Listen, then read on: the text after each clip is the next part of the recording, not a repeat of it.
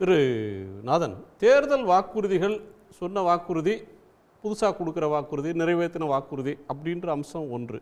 அது முழுக்க முழுக்க கவர்மெண்ட்டுடைய பெர்ஃபார்மன்ஸ் அப்படின்ற நிர்வாகத்தினுடைய நடவடிக்கைகளை வச்சு மக்கள் முடிவெடுக்கிறதுன்னு ஒன்று.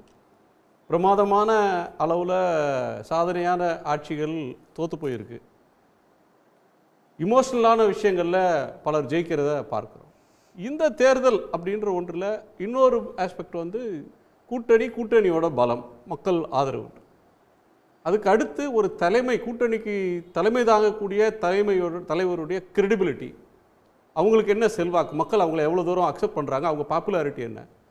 அதுக்கடுத்து இன்னொரு விஷயம், ஒரு பரந்துபட்ட ஒரு மாநில தழுவிய பிரச்சனைகள், வாக்குறுதிகளை தாண்டின தமிழ்நாடு சார்ந்த பிரச்சனைகளில் ஒரு கட்சி என்னவா நடந்திருக்கு அப்படின்ற அம்சங்கள். இதில் இந்த 3 அணிகளில் அட்வான்டேஜ் அப்படின்னா யாருக்கு இருக்குது, என்ன சவால் இருக்குன்னு? இந்த 3 விஷயங்கள்லையுமே ஒரு இழையாக சேர்ந்துருக்கிறது என்ன அப்படின்னு சொன்னால், 2014 பிஜேபி ஆட்சிக்கு வந்தது பிறகு நீங்கள் தேர்தல் வாக்குறுதி ஒரு மாநிலம் சார்ந்து கொடுக்குறீங்க அப்படின்னு சொன்னால் அதற்கு முட்டுக்கட்டை போட்டு அது தடுக்கின்ற ஒரு அரசாக ஒன்றிய அரசு மாறிவிட்டது. நீங்கள் எந்த திட்டம் நீங்கள் கொண்டு வந்தீங்கன்னாலும், இப்போ நீட்டை ஏன் ரத்து செய்ய முடியலை அப்படின்றது நமக்கு தெரியும். கல்வி நிதி ஏன் நீங்கள் கொடுக்க மறுக்கிறீங்க அது தெரியும். சிஏஏ ஏன் கொண்டு வந்தீங்க அது நமக்கு தெரியும். இதில் நீட்டில் ஒரு மாநில அரசு ஏகே ராஜன் ஜஸ்டிஸ் தலைமையில் ஒரு கமிட்டியை போட்டு ஆராய்ந்து சட்டங்களோட அமைச்சாங்க. ஏடிஎம்கே ஆட்சியிலும் நீட் வேணாம்னு சொல்லி சட்டம் போட்டு அமைச்சாங்க, அவங்க திருப்பி அமைச்சிட்டாங்க.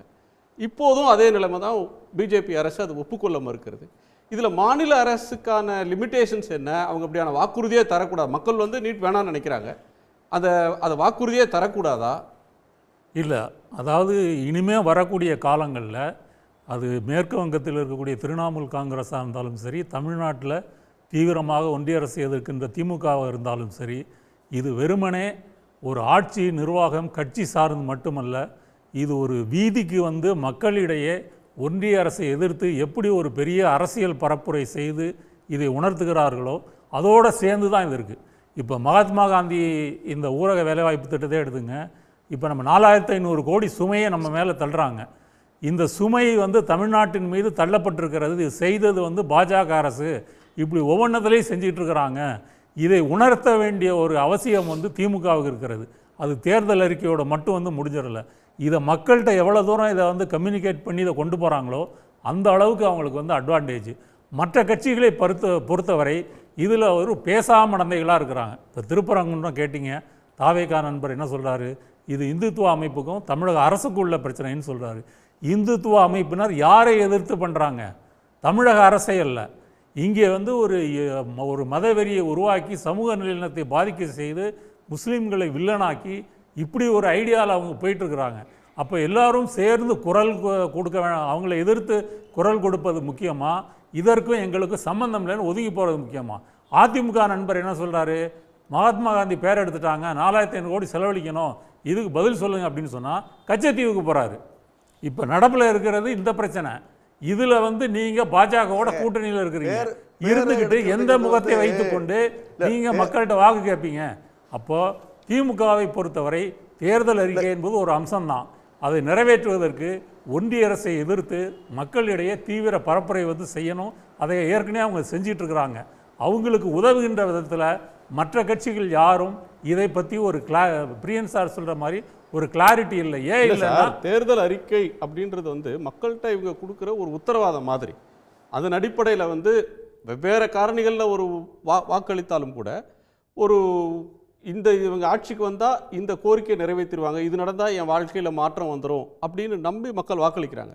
அப்போ தேர்தலில் வாக்குறுதி கொடுக்குற கட்சிக்கு அதை 100% நிறைவேற்றிடணும் அல்லது முடிந்த அளவுக்கு நிறைவேற்றணும் அப்படின்ற ஒன்றுக்கு ஒரு சின்சியாரிட்டி இருக்கணும்ல. அது அந்த அறிக்கைக்கு அப்போ தானே அதுக்கு ஒரு முக்கியத்துவம். அது கரெக்டு தான் சார். அது இப்போ விடியல் பயணமாக இருக்கட்டும், கலைஞர் உரிமை தொகையாக இருக்கட்டும், இந்த மாதிரி விஷயங்களை நீங்கள் செய்ய முடியும்.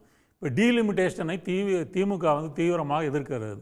ஒரு ஃபேர் டீலிமிட்டேஷன் தான் வரணும் அப்படின்னு சொல்லி நாளைக்கு ஒன்றிய அரசு அதை மறுத்து விட்டு பீகாருக்கும் யூபிக்கும் அதிகமாக கொடுக்குதுன்னா என்ன செய்வீங்க?